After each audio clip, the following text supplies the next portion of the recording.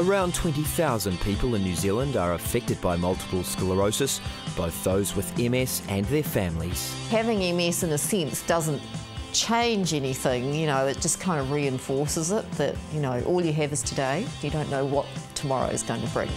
These people have taken control of their illness. Let's deal with now and we'll worry about later. You know, you live your life every day like it's your last day. Well, we live our life like it's the first day. I just try and have the best life that I can have. I think there's nothing better than being happy. Multiple sclerosis, or MS, is a chronic neurological disease affecting the central nervous system and is most often diagnosed in people between the ages of 20 and 40. I was born in the UK. My parents came to New Zealand. We were 10-pound Poms. So we came here when I was 3, lived here for 10 years, and then the family went back to England to live. I met my husband in the UK 27 years ago. He was in England on holiday from New Zealand when we met. Before I had MS, I worked in a dental surgery. I worked for a number of years as a chairside assistant. I'd had a bit of an accident playing ice hockey and damaged my teeth, so I had to go to the dentist, and Tina was the dental nurse there. We started going out. We got engaged at Easter and got married in September. Tina and Roy were first exposed to MS when Tina's brother was diagnosed with the condition. When he was diagnosed, we all went through the whole kind of trauma of it all and learned everything that we could about MS. I used to exercise in the morning and I noticed that my legs felt funny and I wasn't walking like I usually did. And one day when I came home, had a shower, and went to cut my toenails, found that my toenails had gone numb. So I knew something was going on. We went to see the neurologist and delivered it deadpan. It was, yeah, the scarring on your MRI and it looks like you've got MS. Brett and Bonnie have been happily married for 20 years and they met through the Presbyterian Church. I work as a Presbyterian minister, and so I grew up within a church-going family, and Bonnie did as well. And both Bonnie and I were selected to train as Presbyterian ministers, but we also met each other at that weekend and so developed a relationship, a friendship after that. My older brother had MS. He died a few years ago, but he had primary progressive MS. So I knew a little bit about MS.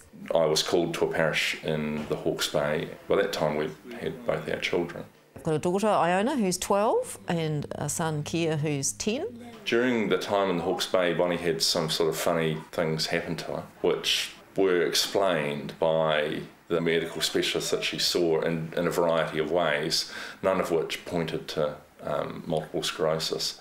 After the birth of my second child, I was really unwell, quite ill, and was having a lot of pain for quite a while, and I was having problems with walking in my legs. And I kind of in the back of my head went, oh, you know, this is kind of similar to what my brother had. When Bonnie went to her own doctor, he was pretty clear that there was something quite seriously wrong. We'd kind of only just emerging from the initial grief of losing my brother, and then I got a diagnosis. So it was pretty hard for the whole family, really. Multiple sclerosis comes in 2 types. One type is very serious when you get it, and males tend to get it, and it's what's called primary progressive. You just decline quite rapidly. There's another type called relapsing remitting. Relapsing remitting MS means they have an attack, followed by some recovery. By the time you get to an MS diagnosis, you've usually been through brain tumour, you know, a whole lot of things that are actually potentially much worse. So it's a bit like, congratulations, you've got MS, you know, and then it sort of sinks in. I'm Philippa McNair, married to Callum McNair, have got 2 kids, one 12 and one 8. So the girl is the 12-year-old, she's Tessa McNair. Our son's gone through a name change actually. He was Nicholas McNair, but he's diverted to his middle name, Lachlan. So he calls himself Lockie McNair. Good day at school, buddy? Yeah. I'm Callum McNair, I am Pip's husband. We have been married for 16 glorious years. I was in my 20s, almost to be married, and just had trouble lifting my leg. We thought she'd had a stroke. So that's when I went to my doctor, who sent me on to a specialist. You know, I went through, I guess, what everyone goes through, the various ticking the boxes, and no, it wasn't this, and no, it wasn't that. And what actually clinched the deal was having an MRI scan. which discovered that I had lesions on my brain and that I had MS. Rachel was in her early 20s and studying to be a nurse when she first developed symptoms of MS. The doctors said that there was a 50-50 chance that I did have MS. It was 6 months later that I actually had another relapse and I was actually diagnosed with MS. But no, I couldn't possibly have it. That could mean that I would end up in a wheelchair. Going from a person who was beginning a career to have it all sort of taken away from me. And I've cried buckets and buckets of tears. My future suddenly became very uncertain, from going from knowing exactly what we wanted to do and having dreams of what we were going to do, to really not knowing what the future was going to be like. Because one of the sad things about people who get diagnosed with multiple sclerosis is that there's not a lot of information given to them. Often the specialist is, well, you've got MS, come back when you're not, when you're feeling unwell. I've said it to my neurologist, what's going to happen in the future? But he can't say. And I know he can't say, but I kind of want to prepare because I think I'm at the worst. Rachel and Cameron had already been diagnosed with MS when they met. It was living with multiple sclerosis that helped forge their relationship. It's helped that I've met somebody and married him who also has MS.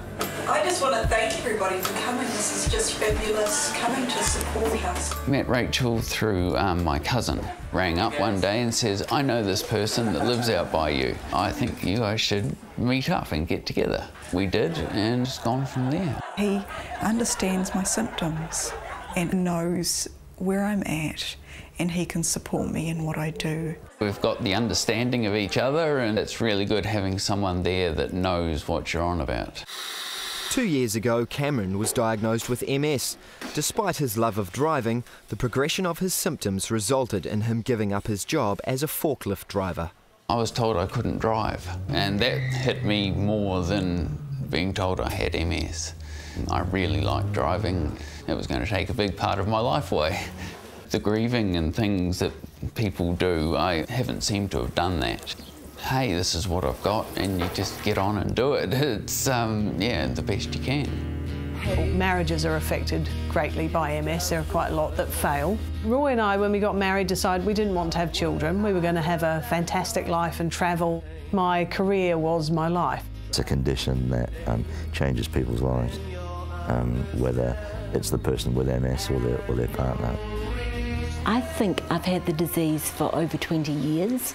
Over the last 4 or 5, I've really gone downhill. There's been, some significant changes. For the first few years of the kids, there was no problems. I think Cal probably shelters them from too much impact. Pip's gone from being completely normal in appearance, to the outside world, to now having some significant issues. Because I tend to be at my worst at home. When I go out the door, I put on my sort of happy outdoor face, and I love the work that I do up at the school.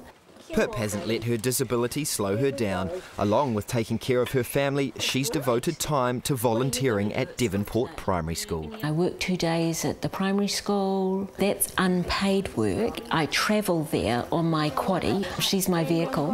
I think I'm going to William's birthday party. Oh, great. And Lockie sits on my knee and loves it, although it doesn't go fast like a car. And I just drive to school. We've made some steps around the house to try and make life a little easier for Pip. There's ramps for her to get up. Scooter enables her to get around the community. I try and keep positive. I deal with what's happening in that week.